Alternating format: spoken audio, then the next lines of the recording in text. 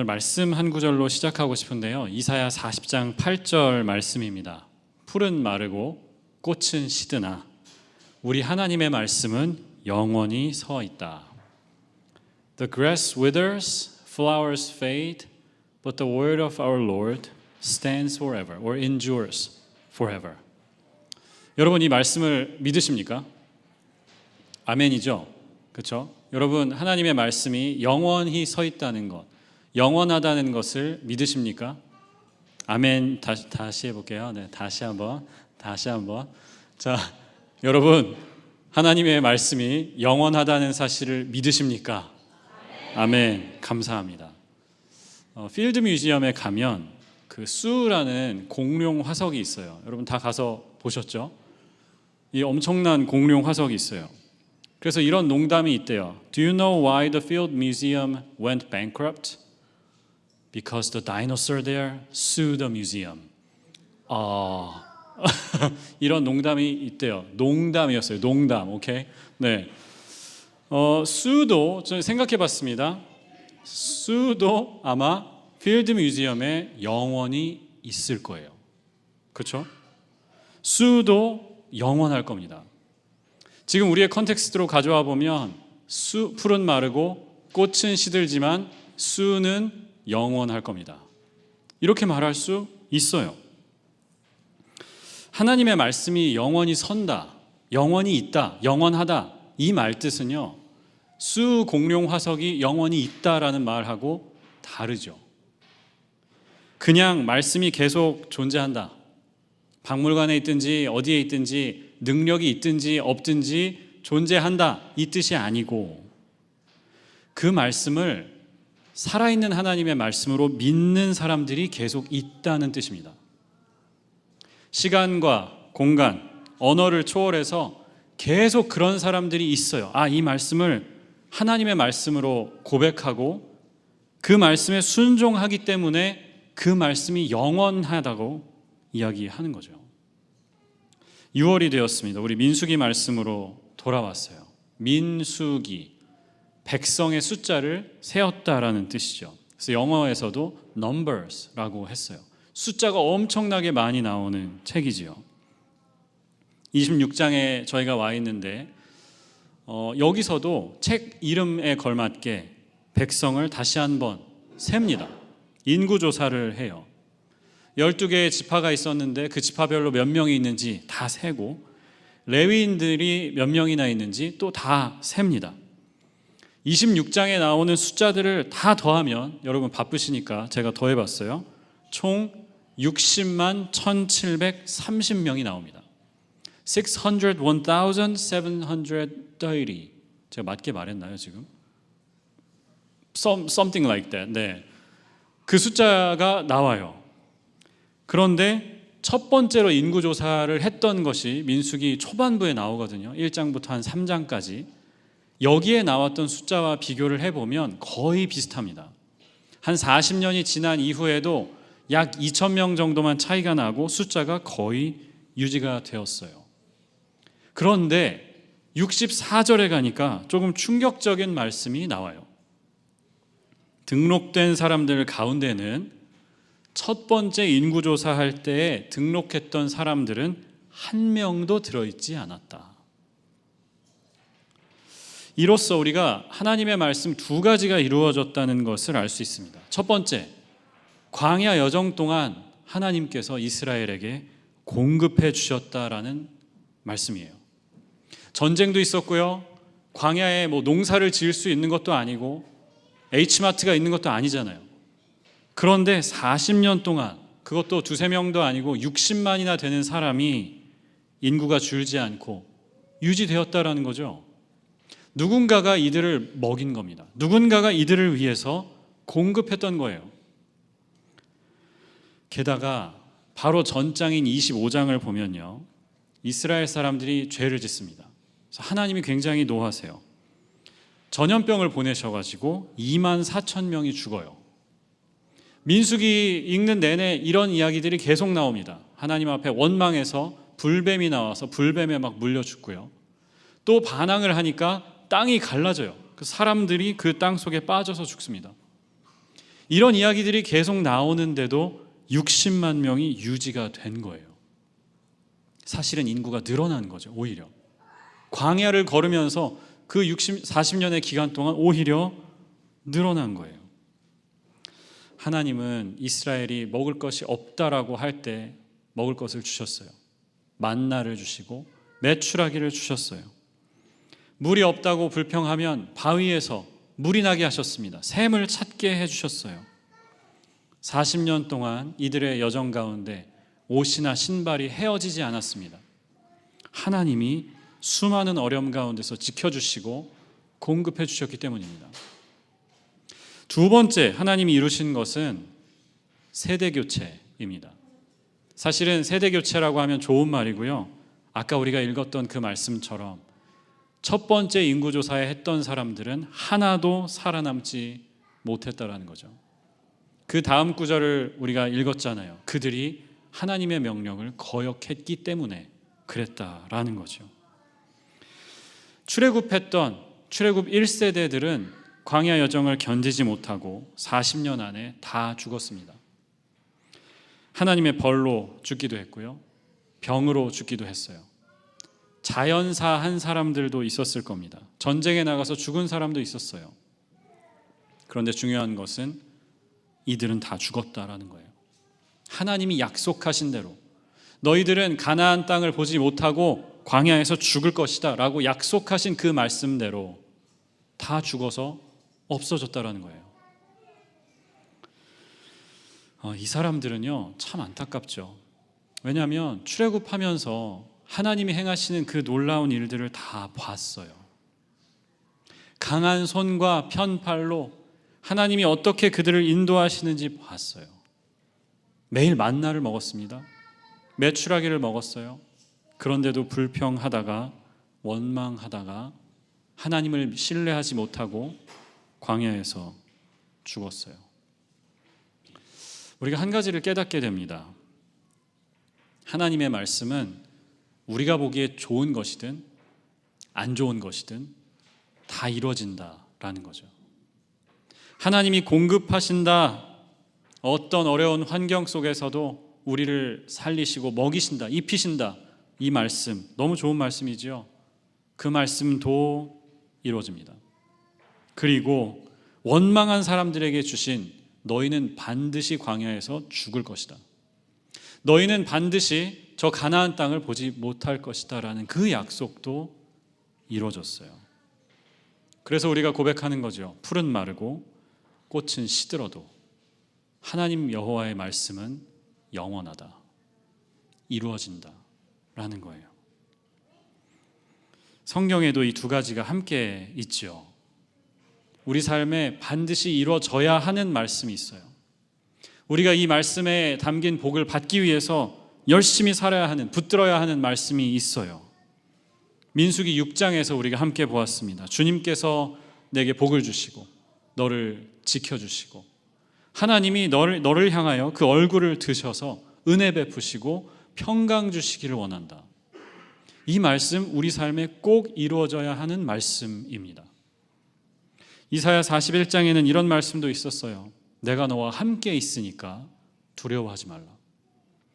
내가 내 하나님이 되니까 떨지 말아라. 내가 너를 강하게 하고 내가 너를 도와주고 내 오른팔로 너를 붙들어준다. 우리 삶에 이루어져야 하는 약속의 말씀이죠. 그런가 하면 우리 삶에 이루어지지 말아야 할 말씀도 있어요. 최대한 그 말씀이 우리 삶에 그대로 되지 않도록 우리가 노력해야 하는 말씀도 있어요. 로마서에는 이런 말씀이 있습니다. 모든 사람이 죄를 범했습니다. 그리고 하나님의 영광에 이르지 못했습니다. 이사야 13장에는 이런 무서운 말씀도 있습니다. 주님의 날이 온다. The day of the Lord is coming. 무자비한 날. 진노와 맹렬한 분노의 날.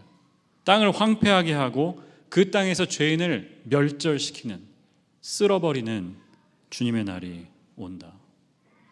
다 하나님의 말씀이죠. 우리 삶에 이루어지면 안 되는 말씀. 그렇죠. 그런데 우리가 꼭 기억해야 합니다.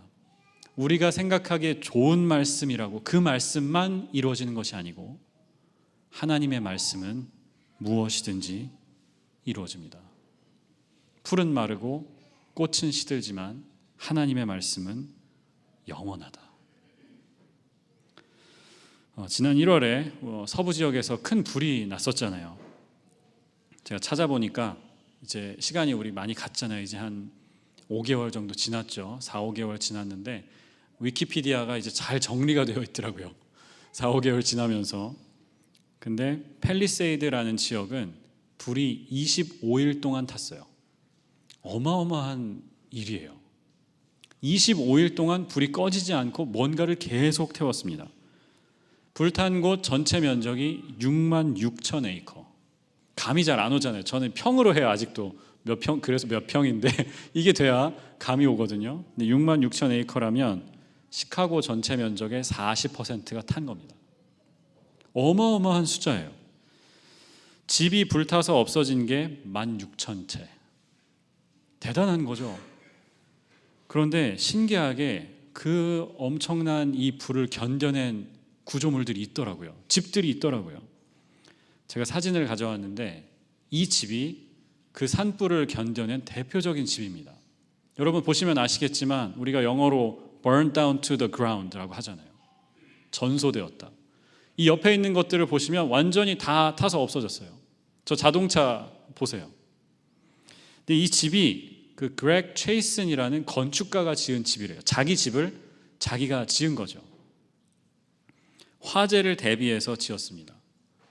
불이 나는 것을 연구를 해보니까 보통은 옆집에 난 불이 날라와가지고 우리 집에 타면서 불이 옮겨 붙는다는 거예요. 그래서 이 사람이 한 게 뭐냐, 집 주변에 원래 잔디도 심고 나무도 심고 하는데 콘크리트로 다 덮어버렸어요. 불이 붙지 못하게. 지붕도 이런 비싼 집들은 지붕을 되게 복잡하게 만들거든요. 그런데 일부러 간단하게 만들었습니다. 넘어와도 지붕에 옮겨 이렇게 가만히 있지 못하고 떨어지게 만든 거예요. 콘크리트 쪽으로 그냥 미끄러져 내려오게 만들고 지붕을 금속으로 만들었어요. 그 다음에 불이 어떻게 나느냐, 창문 같은 게 열려 있을 때 불똥이 집 안으로 들어온다라는 거죠. 아니면 그 창문 틈새 같은 데가 약하니까 거기를 통해서 열이 들어와서 집에 불이 붙는데요. 그래서 창문을 진짜 좋은 걸로 했답니다.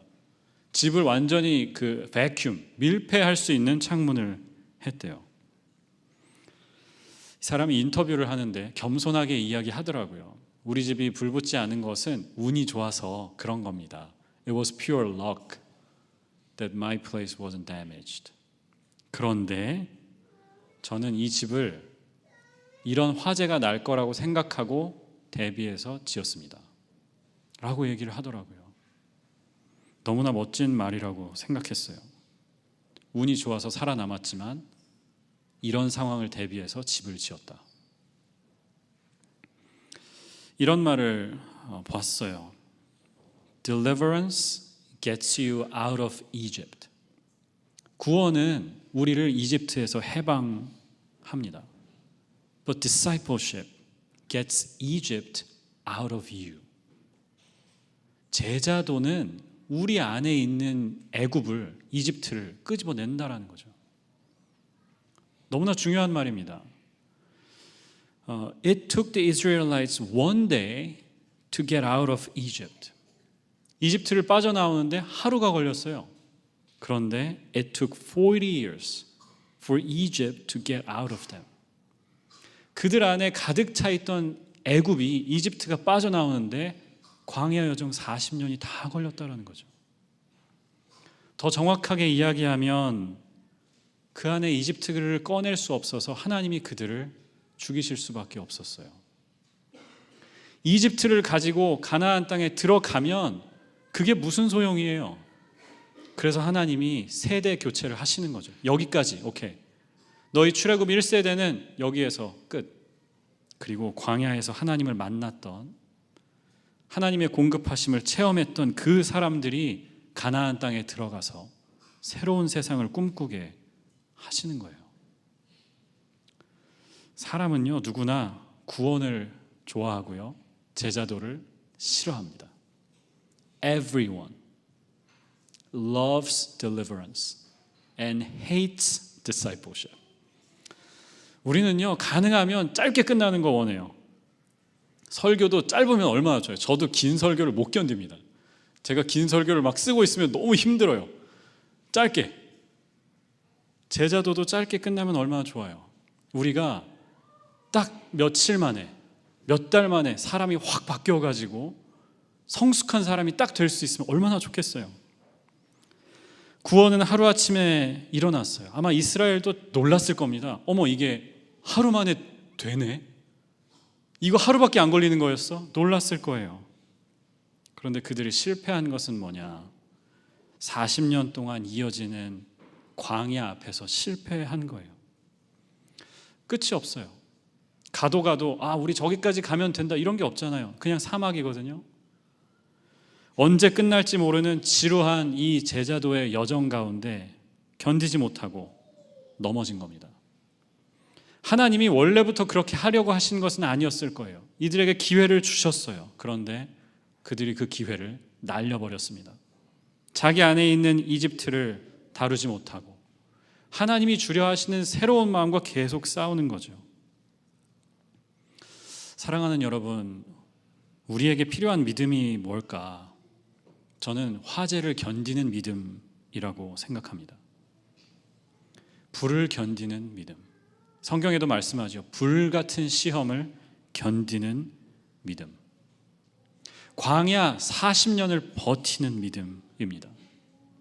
우리 삶에 여러 날이 있어요. 여러 시즌이 있어요. 좋은 날도 있고 안 좋은 날도 있습니다. 기쁘고 행복한 날도 있고 그냥 이를 악물고 버텨야 되는 그런 날도 있어요. 누가 결국 이기느냐? 이 나쁜 시즌을 잘 견디는 사람이 이깁니다. 그 안 좋은 날들을 잘 버티는 사람이 이기게 되어 있어요.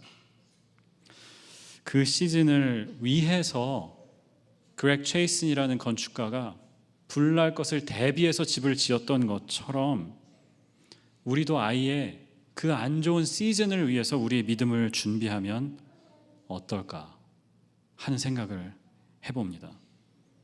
그래서 힘든 말씀들, 우리가 보기에 무섭고 안 좋고 이런 말씀들이 우리를 다 피해가게 하고 하나님이 약속하신 좋은 것들만, 복의 약속이 우리의 삶에 이루어지게 하도록 해보면 어떨까?